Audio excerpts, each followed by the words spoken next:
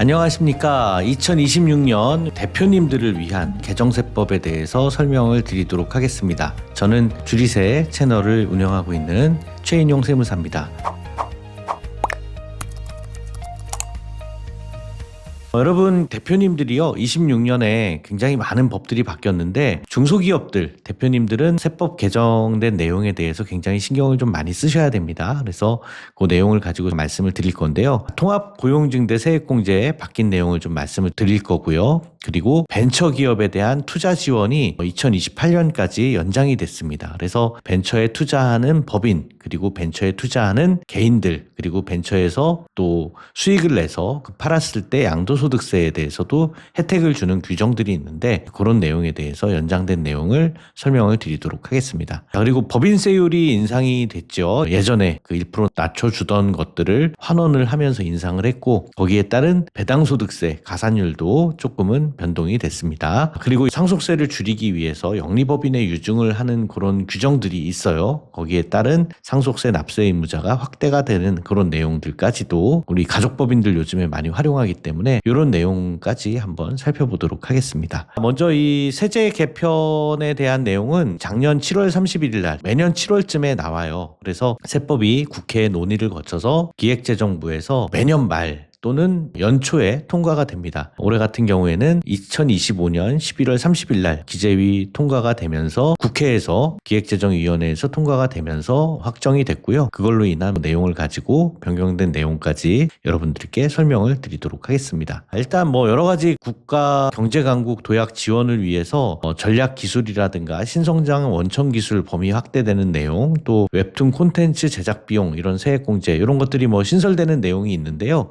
요것들은 우리 그 중소기업하고는 좀 관계가 없는 그런 대기업들 또는 상장 기업들 이런 데들이 좀 많은 편입니다. 그래서 대부분의 기업들이 적용될 수 있는 통합고용 세액공제와 나머지 내용들에 대해서 한번 설명드리도록 하겠습니다. 자, 통합고용 세액공제 제도가 있어요, 여러분. 이게 뭐냐면 고용을 하면 세금을 바로 빼주는 제도예요. 세액공제 제도. 그래서 고용을 하게 되면 어떻습니까, 여러분? 사대보험도 내줘야죠. 또 직원들한테서도 일부 걷어서 내지만 대표님들도 사대보험 내줘야 되고 또 퇴직금 챙겨줘야 되죠. 그래서 월급을 만약에 300만 원짜리 직원을 채용했다라고 하면 보통 한 20% 가까이는 퇴직금과 세금을 더 내줘야 됩니다. 직원들도 마찬가지로 내기 때문에 300이 월급이라고 하더라도 일부 한 200, 한 60, 70밖에 못 받아요. 그러면 대표님들은 사대보험 내주는 금액들이 커서 3.3%로 신고를 하려고 하죠. 그러면은 이제 직원들의 노후도 보장이 안 되고 또 법인에서도 비용 처리는 어차피 비슷하게 되지만 나중에 사고가 났을 때 산재보험이 안 된다든가 퇴직금이라든가 이런 문제들도 자꾸 생기기 때문에 사대보험을 들어주는 정규직으로 채용을 하라는 정부에서의 유인을 시켜야 할 필요가 있습니다. 그게 바로 통합고용 세액공제라는 내용이에요. 그래서 세금을 한꺼번에 엄청 많이 빼주겠다라는 겁니다. 얼마나 많이 빼주냐면요. 전에는 청년이라든가 장애인 60세 이상 연령이라든가 또 경력 단절 근로자라고 해서 그런 분들을 채용하게 되면요. 수도권 같은 경우에는 1,450만 원, 지방은 1,550만 원을 빼줬어요. 세금을. 근데 이번에는요. 그렇게 해서 유지가 됐을 때 2년차, 3년차까지 이거를 그 사후 관리를 통해서 인원이 줄면은 그거를 계산을 해서 빼주는 방향으로 했는데 이게 너무 복잡한 거예요.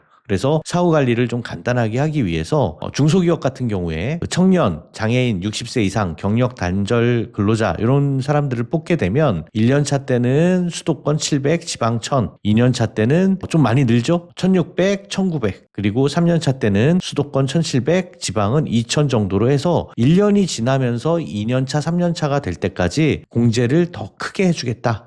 전체적으로 더해보면 큰 차이는 아닐 수도 있습니다. 그죠? 요즘에 1년만 하고 이렇게 돌아다니는 직원들이 좀 많은 편인데요. 전 업종이 다 그렇습니다. 이거는 제가 외국에 가서도 이렇게 그 사업하시는 분들 얘기를 들어보면 전 세계적인 추세인 것 같아요. 그래서 오랫동안 일하면 기업한테도 더 혜택을 주도록 그렇게 하는 걸로 해서 이제는 직원들을 장기적으로 육성을 해나가는 그런 제도로 대표님들이 생각을 하셔야 세액공제도 더 커진다. 이런 마인드를 가지는 게 좋겠습니다. 자, 기본공제도요. 1년차 때는 수도권 같은 경우에 400만 원, 지방은 700만 원, 2년차 때는 900만 원으로 2배가 넘게 뛰죠. 그리고 지방은 1,200만 원으로 2배 가까이 이렇게 뜁니다. 그래서 고용증대 세액공제 제도가 세금에서 바로 빼주는 거예요. 이걸로 한번 여러분들 생각을 해보면요. 지방일 경우에 청년 직원을 2명을 뽑았다. 그러면 세금 2천만 원을 바로 빼줍니다. 1,000만 원 곱하기 2명이니까. 그래서 통합고용 세액공제 제도는요. 고용을 촉진하기 위해서 세금을 굉장히 많이 할인해주는, 그래서 4대 보험 내는 것보다 훨씬 유리하게 도와주는 그런 제도다라는 걸로 여러분들이 생각을 하시면 좋겠습니다. 특히 이게 2년, 3년 차가 될수록 더 유리해진다라고 보시면 좋겠습니다. 그래서 통합고용증대 세액공제 제도가 이제 개선된 이유가 이게 장기 고용을 유인하려고 한다고 그랬죠. 그리고 4대 보험을 들어주는 대표님들의 세금 비용을 경감을 시켜주는데 요건이 있다 그랬는데요. 이게 조금 안 좋게 바뀐 게 이제 중견기업하고 대기업 같은 경우에는 중견기업 5명, 대기업은 10명 초과분만 공제를 해주도록 바뀌었습니다. 그래서 사실 대기업이나 중견기업이 거기도 마찬가지로 사람 뽑기가 힘들고 뽑아도 또 오래 유지가 안 되고 그런 경우가 있는데 최소 고용 인원을 넘어서는 부분만 공제를 해주는 걸로 이번에 바뀌었고요. 그다음에 고용 증가 인원의 일부가 고용 감소할 때 기존의 고용 유지분에 대한 공제는 유지를 해주는 그런 제도이지만 또 이제 앞으로 고용을 유지시킬 때 더 높은 공제 혜택을 부여하는 방식으로 전환이 됐다. 이렇게 생각을 하시면 되겠습니다. 언제까지요? 2028년 12월 31일까지 이렇게 됩니다. 또 육아휴직 복귀자에 대한 추가 공제는 1년만 연장을 해줬어요. 참고로 보시기 바라겠습니다. 자, 벤처 투자에 대한 세금 지원을 연장을 해주겠다라는 건데 일단 투자자가 내국법인이 민간 벤처 모펀드에다가 출자를 할 때 또 그냥 일반 벤처 투자 조합에 출자를 할 때 거기에서 세액 공제를 해줍니다. 이것도 세금에서 바로 빼주는 건데요. 투자 금액의 5%를 공제를 해주는 이 제도를 3년 연장해서 2028년 12월 말까지 연장하는 걸로 바뀌었습니다. 요거는 내국법인이 투자를 할 때 벤처 투자 기업에 대한 세제 지원이고요. 벤처 기업에 출자를 할 때 개인 단계에서 출자를 할 수도 있죠. 엔젤 투자자로서 벤처 투자를 하는 경우에 그 개인들한테는 소득 공제를 해주고 벤처 기업에 출자를 해서 그게 이제 나중에 주식을 팔면 차익에 대한 양도소득세 비과세도 2025년 말까지 해주던 거를 2028년 12월 말까지 연장을 해주는 걸로 돼 있습니다. 자, 그래서 개인 중에 좀 여유 자금이 있으신 분들은 벤처 기업에 출자를 하시거나 해서 소득 공제를 받으시는 것 도 굉장히 유리합니다. 벤처기업에 투자를 하는 분들에 대한 지원 내용이고요. 그리고 법인세율이 인상이 됐죠. 법인세율이 9%로 낮아졌었는데 최저 기준이 2억까지 9%, 2억에서 200억 구간은 19% 이랬는데 1%씩 올라가서 2억까지는 10%, 200억까지는 20%, 200억이 넘어가면 3천억까지는 22% 이렇게 됩니다. 이거는 매출이 아니라 이익입니다, 여러분. 예, 많이 알고 계시겠지만 이익에 대한 세율이다라고 생각을 하시면 되겠습니다. 자, 그리고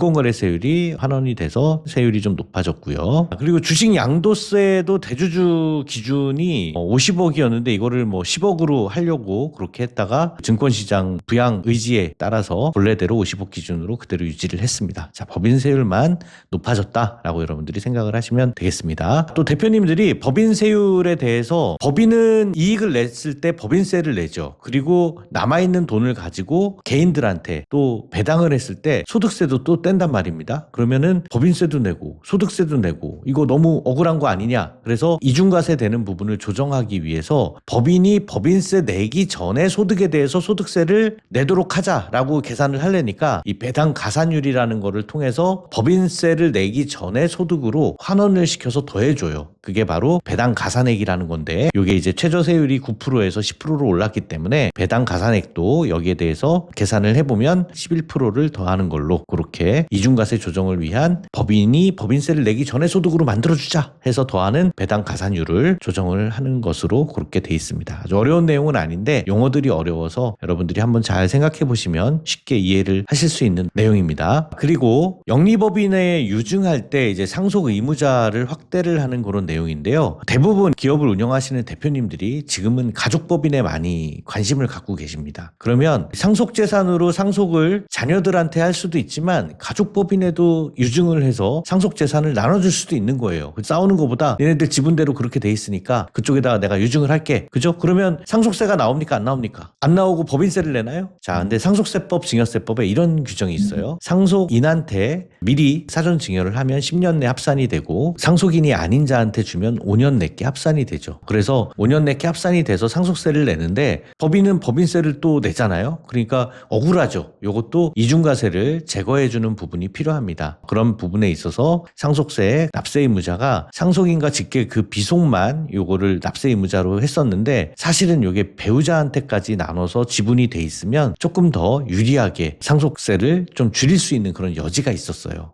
상속세를 많이 하시는 세무사님들이 노하우를 알고 있는 부분인데 그거를 납세 의무자를 확대를 하면서 그래서 상속세가 누락이 되는 부분을 정부가 그대로 다 추징할 수 있도록 그렇게 법이 바뀌었다라고 하는 내용입니다. 요거는 시행령까지도 완전히 바뀌어야 정확하게 상속세 누락되는 부분을 방지를 할 수 있을 것 같습니다. 자, 여러분 주리세 유튜브 채널을 통해서 절세 팁을 꼭 얻으시길 바라고요. 또 댓글 남겨주시는 분들한테는 저희가 상담료 할인을 제공해 드립니다. 바뀐 세법 관련해서 궁금하신 내용 또 전반적인 절세를 원하시는 우리 대표님들은 가연세무법인에 문의 주시면 제가 자세히 상담 드리도록 하겠습니다. 감사합니다.